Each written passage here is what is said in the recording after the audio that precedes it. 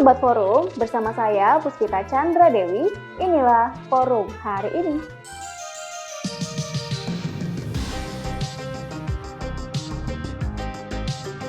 Sebelum kita masuk ke beritanya, jangan lupa like, subscribe, komen, dan nyalakan loncengnya. Sekarang, yuk kita ke beritanya.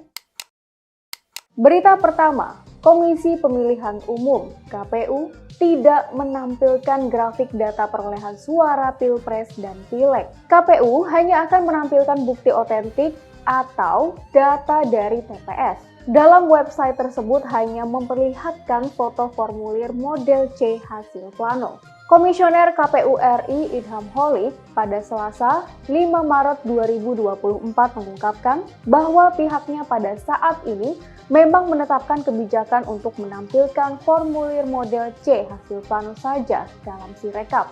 Ia juga menyebut, oleh karena kebijakan tersebut, KPU tidak lagi menampilkan data numerik perolehan suara sementara.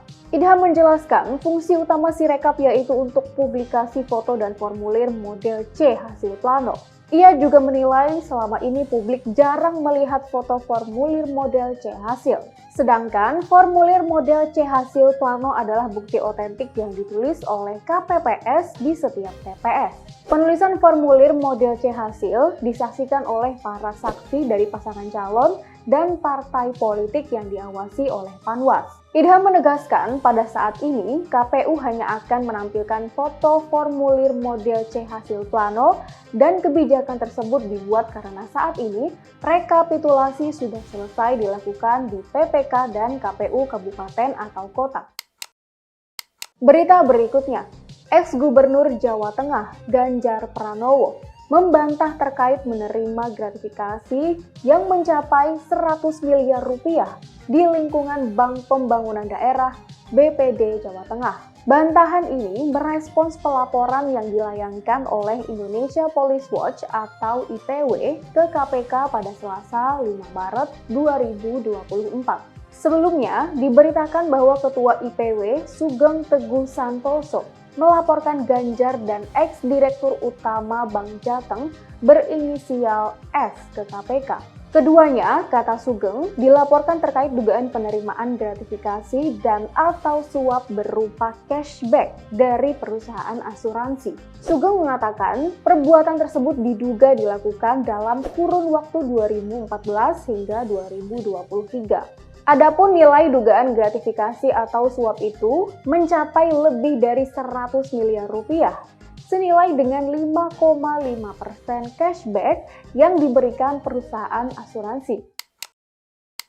Berita berikutnya, Partai Demokrat memastikan akan memantau laporan serta memberikan bantuan hukum terhadap 2 calon legislatif atau caleg dari partainya yang dilaporkan ke Badan Pengawas Pemilu (Bawaslu) terkait dugaan politik uang.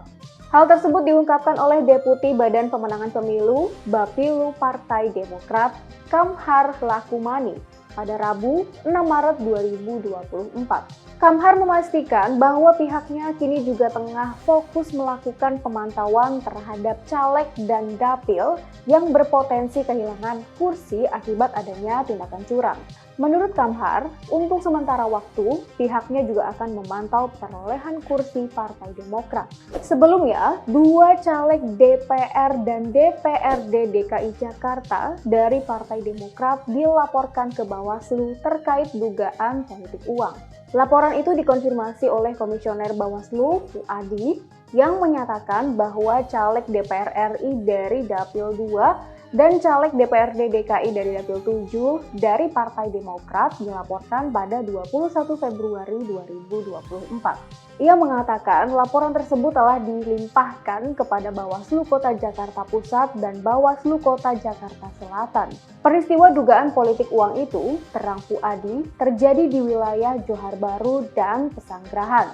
Puadi menjelaskan bahwa laporan tersebut kemudian ditangani oleh Bawaslu Kota Jakarta Pusat dan Jakarta Selatan. Dia menyebut pihak Gakumdu wilayah terkait juga dilibatkan dalam mengkaji laporan tersebut. Berita terakhir, Partai Gerindra menilai bahwa panitia khusus atau pansus yang dibentuk oleh DPD RI tidak akan bisa mengubah atau memengaruhi hasil pemilihan umum pemilu. Hal tersebut diungkapkan oleh Wakil Ketua Umum Partai Gerindra, Habibur Rahman, pada Rabu 6 Maret 2024. Meski begitu, Habibur Rahman mengaku terbuka dengan langkah DPD tersebut agar pemilu ke depan lebih baik. Wakil Ketua TKN Prabowo Subianto Gibran Raka Buming Raka itu lantas menyinggung dugaan kecurangan yang berkaitan dengan paslon nomor urut 1 Anies Baswedan Muhaimin Iskandar atau Amin dan paslon nomor urut 3 Ganjar Pranowo Mahfud MD. Katanya, mungkin kecurangan yang paslon nomor urut 1 dan nomor urut 3 maksud antara lain kasus PJ Bupati Sorong yang menandatangani fakta integritas untuk memenangkan Ganjar. Kemudian, kasus surat suara tercoblos Ganjar Mahfud di Malaysia dan Taipei. Kemudian yang terakhir adalah kasus dugaan digunakannya struktur Kemenaker Trans dan Kemendes untuk pemenangan paslon Amin dan yang lain-lain.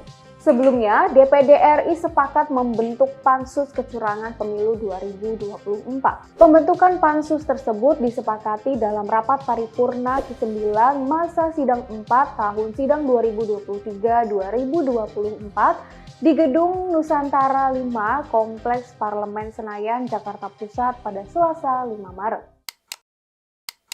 Demikian berita-berita yang dapat kami rangkum untuk forum hari ini, Rabu 6 Maret 2024. Untuk semua sobat forum, jangan sampai lupa terus update berita-berita terkini kalian di www.forumkeadilan.com. Saya Puspita Chandra Dewi, sampai jumpa.